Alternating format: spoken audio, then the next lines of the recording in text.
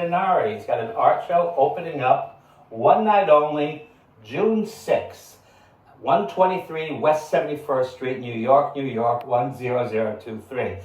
Flint I've known so long that we were both classmates at the High School of Art and Design filmmaking majors, and he astounded me about, I don't know, 25 years ago. So I bumped into him on Staten Island, and I did not even know he had moved to Staten Island. Flint, you were living in Queens or the Bronx? No, I grew up in Brooklyn. In Brooklyn, okay. And then when I was 20 years old, I moved to Staten I Island. had no idea, because I bumped into you on that, I believe there used to be a camera shop at DeForest Avenue Shopping Plaza. Wallach's. Wallach's was on, yeah. That's where I met you. That's where I bumped into you, and I said, Flint, what are you doing here? This is Staten Island. Flint is a photographer and artist, and he's also a noted graffiti artist historian. He is famous in the world of graffiti. Here he is, my old friend Flint Gennari. How are you this evening? Very, very good. It's an honor to be here, Kenny. I pass by all the time. I've been to many events across the street in the park, especially Art by the Ferry. Yeah. So, you and I and so many others have been involved in the arts, and we try to make that happen. Yeah, so I'm still trying to make it happen. So I got a show on the 6th at 71st Street. There's a gallery across the street. Those are the guys that invited me. But this show is actually at the church across the street from it.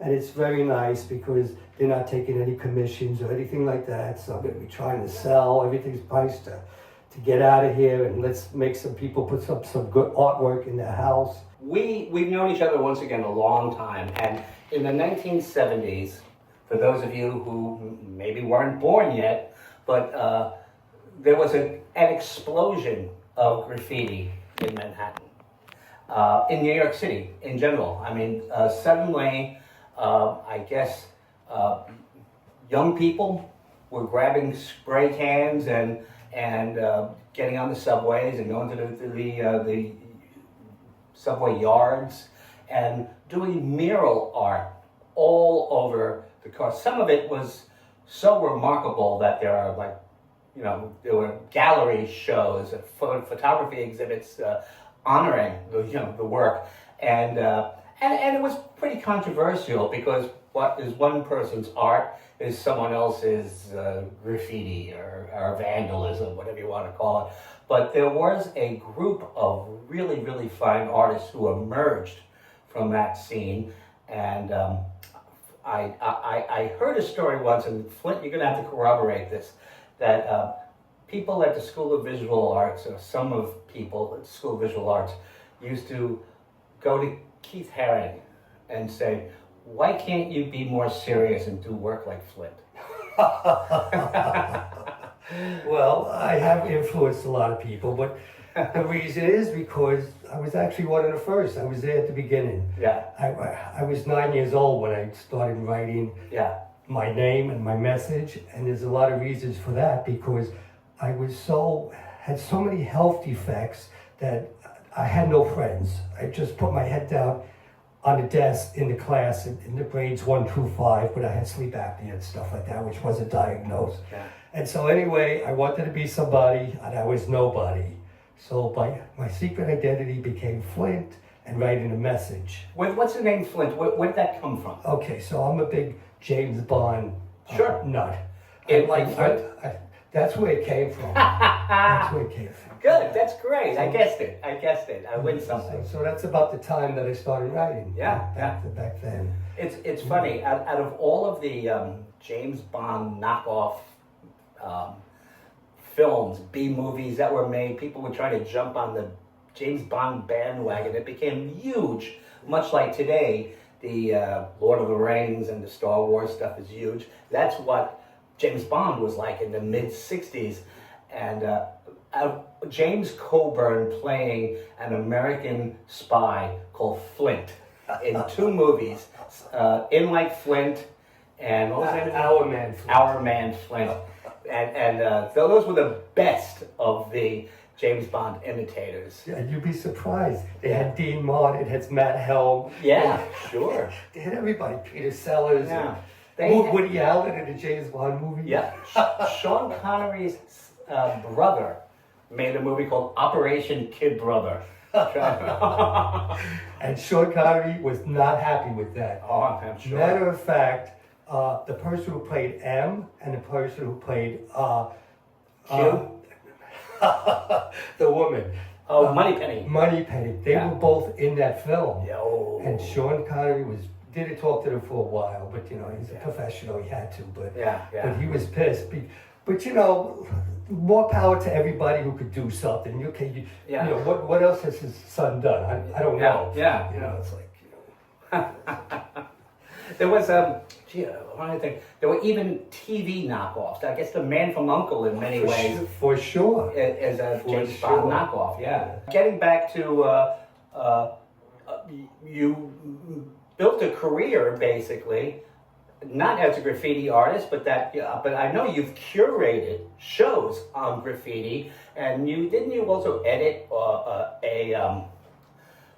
like a coffee table book? My photographs are in dozens of graffiti books, so that's like my book. My photos are in dozens of art books because that's what they are. They're art books. Yeah. And I've had shows in Paris, France, at the Cartier Museum, which was my favorite. Yeah, sure. but all over the world, and so I get invited every once in a while. I have other friends that make a career out of this. They make a living out of this. My friend, his graffiti name is Crash. He paints guitars. He paints a lot of stuff. He paints cars. But Eric Clapton has many of his guitars. Yeah. Cool. So you did make a transition though, for a living. You became a photographer, and you've been a noted photographer on Staten Island for several decades now. Tell us how you got into that. Yeah, so at the same time I was starting to do graffiti, I started to develop film. I was 9 years old. I was photographing the band across the street, and then they wanted to see the pictures. I had to learn how to develop it, and things like that. But I actually learned by looking through textbooks in schools. They had great photography in the history books. Magnum photographers, World War II pictures, all of that stuff. And I've been able to look at those pictures and see who took them just by recognizing their signature style. So, I taught myself. I did have a scholarship later to ICP, and I actually met a lot of these photographers. Sure. But it is amusing. Like Willie Chu, who went to art and design with us, is also a noted photographer here on Staten Island. And because of this, our generation, our class, we have one of the most beautifully documented photographic collection of our high school.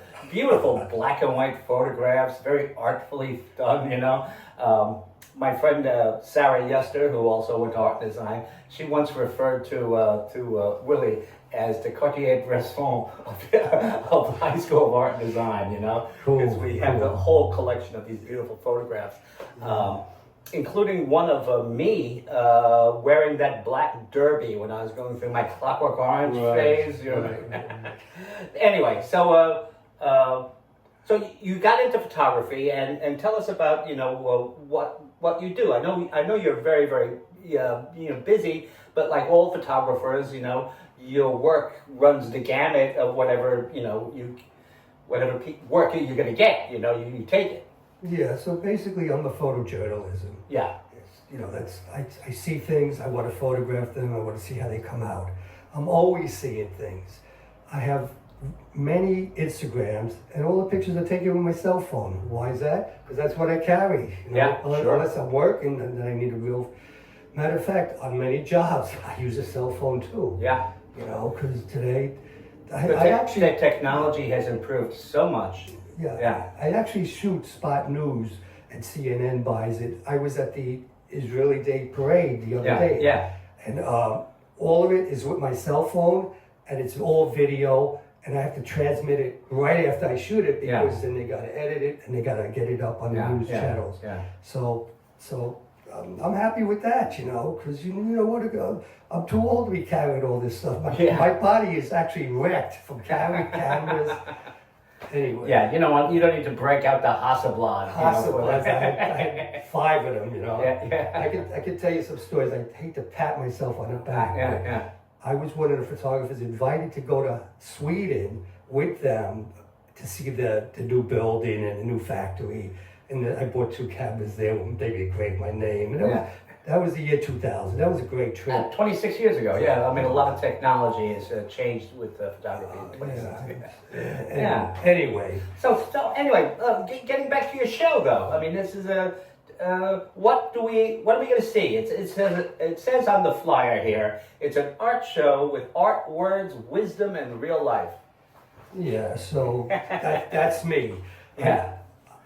Graffiti was words on a wall back then. It started with a marker. Today, of course, people think of graffiti, beautiful murals.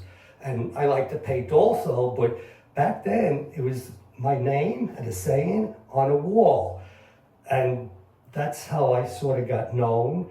And that was great. Matter of fact, Al Diaz was a classmate of mine. Actually, he was not a classmate, but I had lunch with him every day because he was under me. He was a grade under me. Mm-hmm.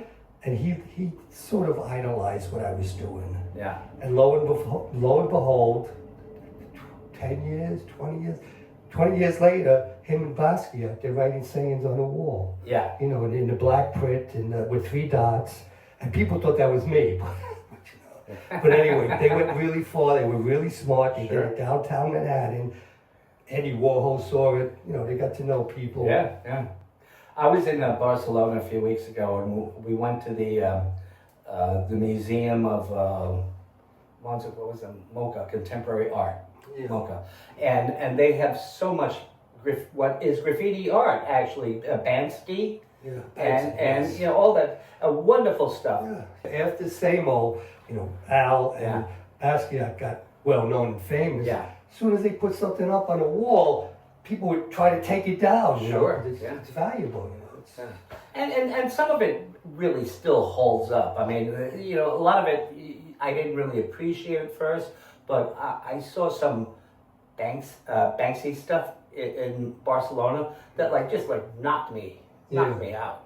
Just wonderful work. And it's so funny because graffiti is such a big culture, and everybody has the different groups have their own opinions. Mm-hmm. Some don't like Basquiat because he didn't do it illegally on the walls. I don't know what the reason is, but stencils. He used stencils. So there's some people laugh at me because they're not as old as me, so they didn't see my stuff when it was up there. And the progression. And then who's this guy? Who am I? You know. In your heyday, were you in the train yards? Were you with the sure. Yeah, for sure. I actually have videos of us doing that kind of stuff. It was a lot of fun, but you have to be adventurous and daring and all of that. And it's so funny that in the consciousness of all the youth of New York at that time in the early 70s, everybody had the same idea. Yeah. You know, because with a marker, you could be famous. Yeah. Or you could... Actually, my writing changed when I started meeting these guys because for the most part, they were writing wild style, which is like, they could read it, but a regular citizen could not read it. I understand. I remember. So anyway, I started writing things like For Those Who Dare. Yeah. Things like that. And that really got them. They sought me out. That's great. That was like a marketing strategy you had there, marketing. I want to thank you so much, though, for coming down because, you have a show opening. I want to promote that. And you're an old friend. Flint Gennari over here, who's got his show opening up June 6th on 123 West 71st Street, Graffiti Wizards of New York City. Thank you.